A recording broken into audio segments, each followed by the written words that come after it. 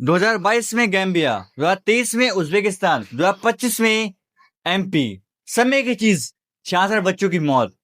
एक सिरप जिसमें था जहर। लेकिन जब सरकार से बार बार पूछा गया तो एक ही बात, ये अलग इंसिडेंट है। 3 अलग जगह, 3 अलग कंपनी, लेकिन फिर भी सेम चीज, सेम तरीके से बच्चों की मौत।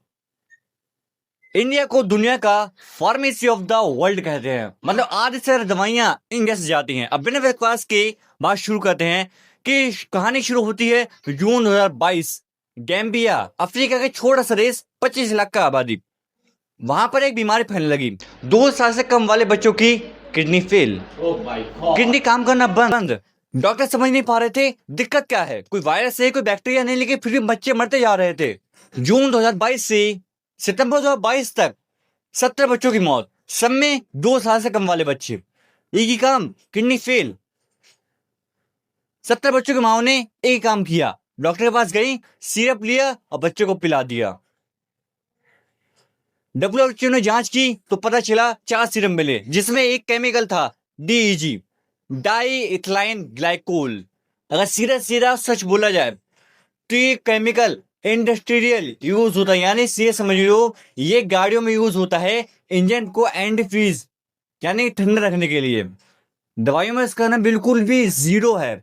जीरो मतलब जीरो, होना ही नहीं चाहिए, लेकिन ये यूज क्यों हो रहा था इसकी बात हम आगे करेंगे। लेकिन WHO ने इंडिया को अलर्ट किया, अपने लैब में इन दवाइयों को टेस्ट करो। इंडिया में टेस्ट हुआ लेकिन रिजल्ट कुछ नहीं मिला।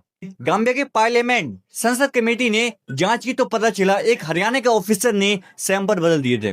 लेकिन ये कहानी यही खत्म नहीं हुई थी।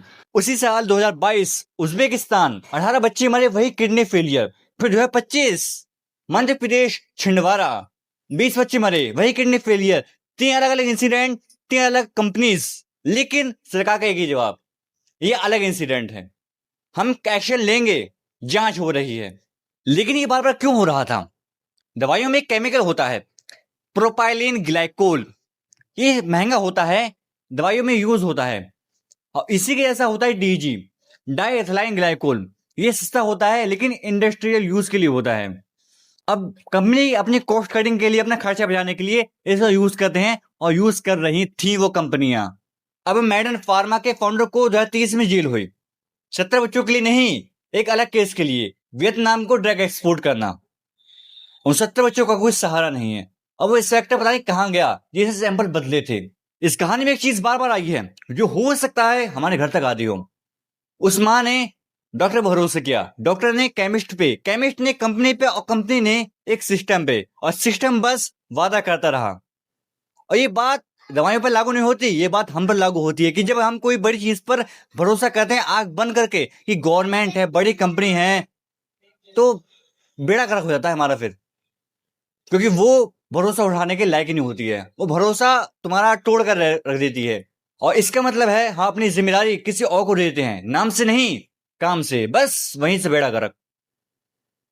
अब उन माओ ने कुछ नहीं किया था, सब सही किया था, लेकिन सवाल नहीं पूछा। इसलिए सवाल पूछो हमेशा। लेकिन वो chemical DEG, di ethyl glycol, 2022 में गैम्बिया में, फिर MP में 2025 में। सवाल ये नहीं है गलती कब हुई, सवाल ये है सबको कुछ पता था लेकिन रोका किसी ने नहीं। अगर जरा से पसंद आई हो तो ठोको लाइक और सब्सक्राइब, और मिलते हैं धमाकेदार शानदार वीडियो के साथ। अलविदा।